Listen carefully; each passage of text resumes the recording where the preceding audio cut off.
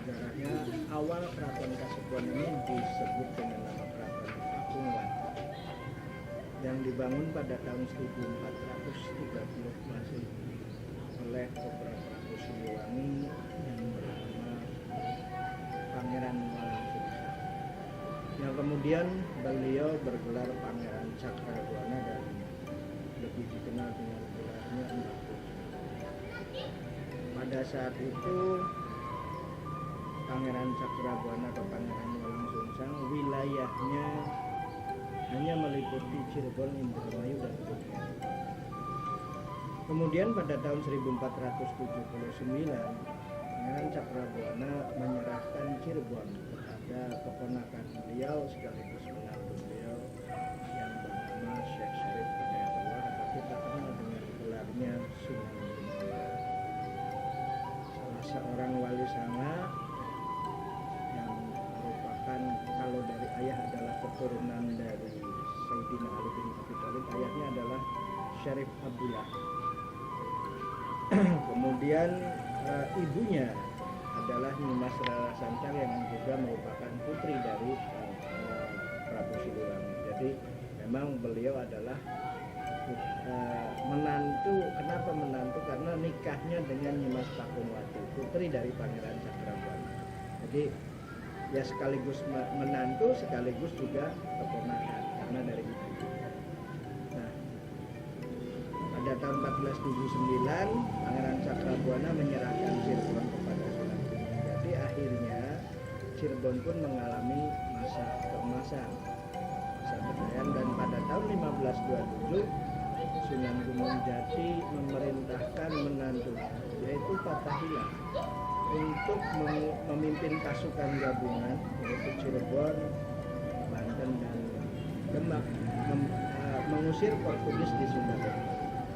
Akhirnya Fathahillah pun berhasil dan Fathahillah pun kemudian diangkat sebagai bupati di Sunda Kelapa, membangun kota Jayakarta yang oleh kita sekarang dikenal dengan nama kota Jakarta, kota Republik Indonesia. Kemudian pada tahun 1529 Sunan Gunung Jati mengembangkan keraton ke arah barat daya dari Keraton Awal sebagai pusat pemerintah, dan keratonnya sama dengan nama istrinya yaitu Pakuwati.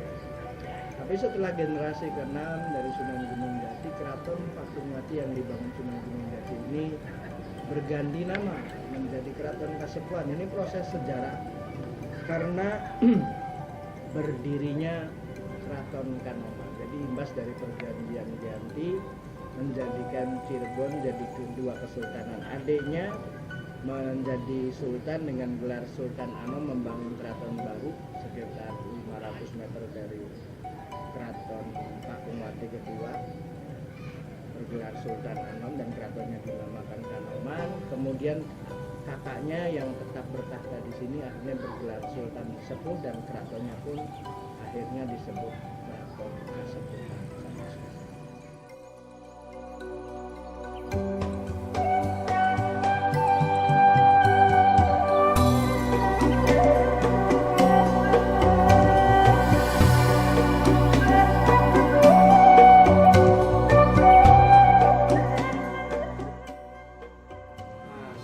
Membicarakan tentang Keraton Kasepuhan.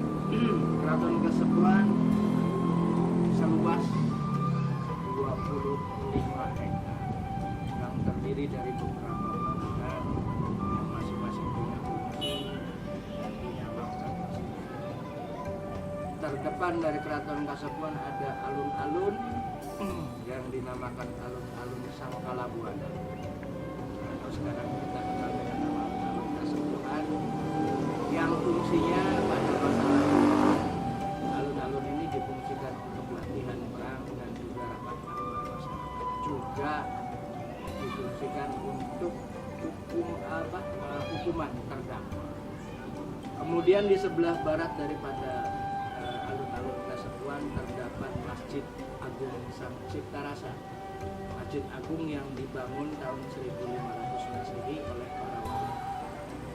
Sampai sekarang alhamdulillah masjid ini masih berdiri dan masih difungsikan sampai saat ini. Kemudian setelah itu ada 2 bangunan di depan gerbang keraton.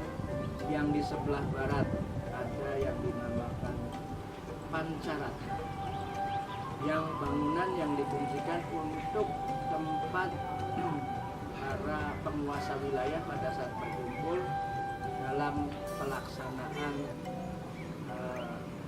Sabtonan. Sabtonan adalah upacara atau kegiatan yang dilakukan setiap hari Sabtu, itu latihan perang, kemudian juga bahkan mungkin rapat akbar masyarakat juga dilaksanakan setiap hari Sabtu di alun-alun. Nah, para penguasa wilayah duduk di Pancarat. Kemudian di sebelah timurnya ada pendopo atau bangunan yang dinamakan Pancaniti. Pancaniti difungsikan oleh para perwira militer bertugas, ya. Masuk lagi ke dalam ada gerbangnya, ada jembatan yang dinamakan jembatan Pangrawit atau Kretek Pangrawit. Kretek artinya jembatan, Pangrawit artinya kecil. Kretek itu juga bisa diartikan dari perasaan.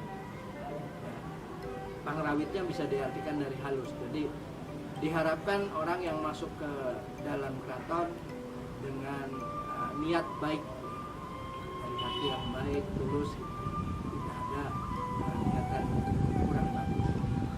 Kemudian masuk lagi ke dalam ada Siti Inggil. Siti Inggil adalah sebuah komplek bangunan keraton. Siti artinya tanah, Inggil artinya tinggi, tanah yang ditinggikan. Jadi fungsi daripada Siti Inggil ini adalah untuk Sultan melihat acara di alun-alun, dan juga kompleks Siti Inggil ini difungsikan untuk sidang pengadilan. Di kompleks Siti Inggil terdapat 5 bangunan. Yang paling besar dinamakan Mande Malang Semirang. Mande artinya bangunan tanpa dinding atau tempat duduk, Malang Semirang. Ya, Mande Malang Semirang ya, tempat duduk yang difungsikan untuk tempat duduknya Sultan pada saat melihat acara dan juga memimpin sidang. Di Malang Semirang terdapat 20 tiang yang melambangkan sifat 20 dari sifat ketuhanan, wujud kita dan seterusnya, dengan tiang utama yang berjumlah 6 yang melambangkan rukun iman. Kemudian di sebelah timurnya terdapat pendopo kecil di kompleks ini namanya Semartinandu, yang difungsikan adalah tempat duduknya penasehat Sultan. Dan di sebelah barat juga kecil namanya Pendawa Lima, tempat duduknya Panglima Perang. Persis di belakang Malang Semirang terdapat pengiring. Pengiring adalah pendopo yang difungsikan untuk tempat duduknya kerabat keraton atau jaksa 7 orang pada saat sidang pengadilan. Dan yang di paling sebelah barat, di sebelahnya pengiring ada Mande Karasmen. Mande Karasmen adalah tempat dibunyikannya gamelan sekaten sampai saat ini. Kalau di Semartinandu bertiang 2 yang melambangkan 2 kalimat syahadat, sedangkan di Pendawa 5 bertiang 5 yang melambangkan rukun Islam. Dan di pengiring dan ada Karasmen bertiang 8 yang menggambarkan 8 penjuru mata angin atau menggambarkan Islam adalah rahmat.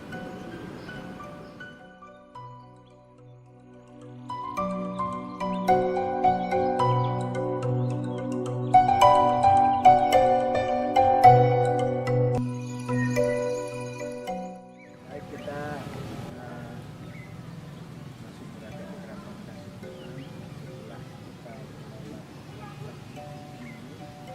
kita turun ke bangunan yang dinamakan Pengada.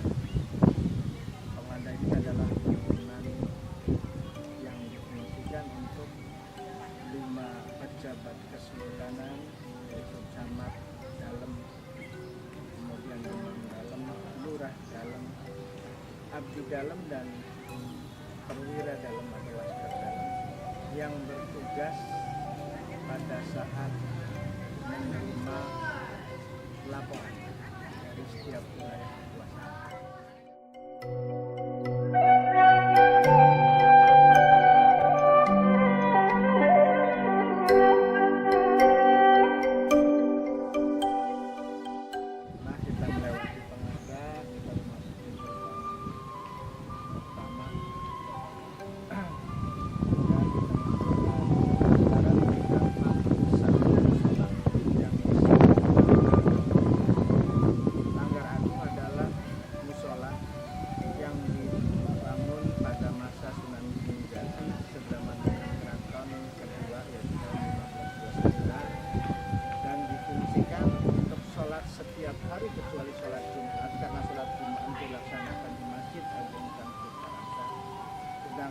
Langgar Agung difungsikan juga setahun sekali adalah untuk upacara tradisi atau di Cirebon dikenal dengan nama upacara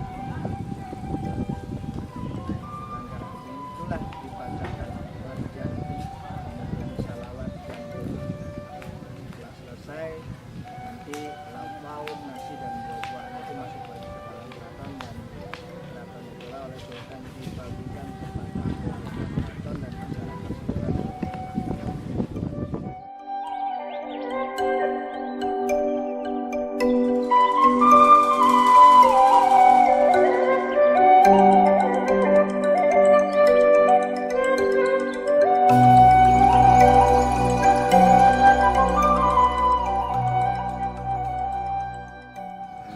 Halaman utama ini di tengah kita sekarang berada di satu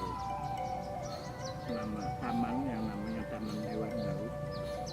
Di dalam Taman Dewan Daru ada sepasang patung harimau putih yang merupakan simbol bahwa Cirebon bagaimanapun adalah penerus daripada kerajaan Pajajaran, karena pendiri pertama Cirebon adalah Pangeran Cakrabuana yang adalah putranya Prabu Siliwangi, kemudian Sunan Gunung Jati pun adalah cucunya walaupun dari pihak. Kemudian juga ada sepasang meriam dari zaman kerajaan Galuh Pakuan pada awal abad ke-15 ya. Meriamnya yang dinamakan Ki Santoma dan Nyi Santomo. Dan ada meja batu ini meja batu yang dibawa oleh Dr. Sir Thomas Raffles tahun 1800-an dari Gujarat, India. Dan di sebelah timur halaman keraton ada sebuah bangunan, ada tempat kereta kencana yang dinamakan dengan nama kereta Singa Barong. Kereta Singa Barong adalah kereta yang dibuat pada tahun 1549,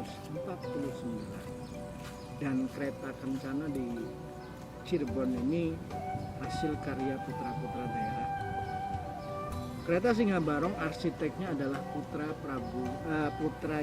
cucunya Sunan Gunung Jati yang bernama Pangeran Argawijaya dan bergelar Panembahan Losari. Kemudian yang mengukir kereta adalah santri dari Panembahan Losari yang bernama Kinataguna dari desa Kaliwulu di Pleret Cirebon. Kemudian kereta Singa Barong menggambarkan 3 kebudayaan, yaitu belalai gajah yang merupakan penggambaran kebudayaan Hindu. Kemudian kepalanya berbentuk naga, penggambaran kebudayaan Buddha, badan, sayap, dan ekor buruk itu penggambaran kebudayaan Islam. Dari 3 unsur budaya dari kereta Singa Barong ini kemudian dijadikan satu menjadi sebuah senjata di belalai dinamakan Trisula. Tri artinya 3, Sula artinya tajam. 3 ketajaman di sini maknanya bukan senjata, tapi dimaknai bahwa ini adalah daya berpikir manusia, yaitu cipta, rasa, dan karsa. Kereta Singa Barong adalah bahan kayunya adalah kayu ulin Kalimantan, bukan kayu jati, dan difungsikan dulu untuk kirap atau keliling kota pada saat memperingati Hari Besar Islam, dan ditarik dengan 4 ekor kerbau bulu. Tapi sejak tahun 1942 kereta Singa Barong ini atas perintah Sultan Sepuh ke-11 Sultan Aluda untuk supaya terjaga utuh tidak dipakai lagi sampai sekarang. Dan tahun 1992 kereta Singa Barong diteliti oleh ahli kereta dunia dari Leiden Belanda, yaitu 2 orang, Profesor Kos dan Profesor Ari Jayakar. Dari hasil penelitiannya menyatakan bahwa kereta Singa Barong ini adalah salah satu kendaraan tercantik, terantik, bahkan tercanggih di dunia.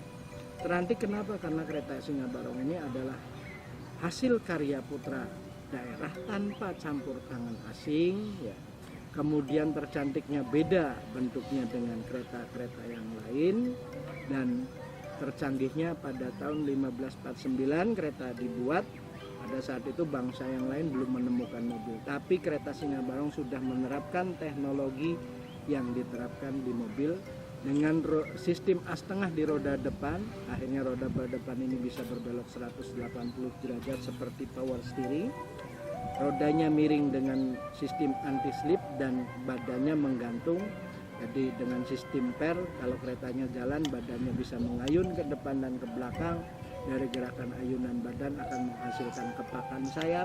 Sayap dihubungkan dengan lidah, lidah pun menjulur keluar masuk. Jadi kereta Singa Barong ini seolah-olah hidup ya. Kemudian masih di dalam gedung kereta Singa Barong ada 2 buah tandu, yaitu tandu Jempana yang difungsikan untuk putra mahkota dan permaisuri, dan 1 tandu lagi yang dinamakan tandu Garuda Mina yang juga difungsikan untuk hitana. Kemudian di sebelah barat daripada halaman utama keraton terdapat 1 bangunan museum. Di museum terdapat beberapa benda, yaitu berupa senjata yang merupakan peninggalan dari masa awal abad ke-15 sampai yang terakhir pada abad ke-19. Benda-benda yang ada di dalam museum, senjata, gamelan, baju perang rampasan Portugis ya. Nah, kemudian juga ukiran-ukiran. Kemudian di sebelah timurnya ada pendopo yang dinamakan Sri Manganti. Sri artinya raja, Manganti artinya menanti, yang difungsikan ruang tunggu tamu. Sedangkan sebelah baratnya lunjuk dari kata petunjuk yang difungsikan untuk tempat informasi. Kemudian di tengahnya ada keraton ya, yang sekarang disebut Keraton Kasepuhan, dan sampai saat ini keraton ini masih difungsikan untuk kegiatan upacara tradisi yang paling sakral adalah Maulid Nabi, dan kemudian difungsikan juga untuk penerimaan tamu-tamu secara resmi.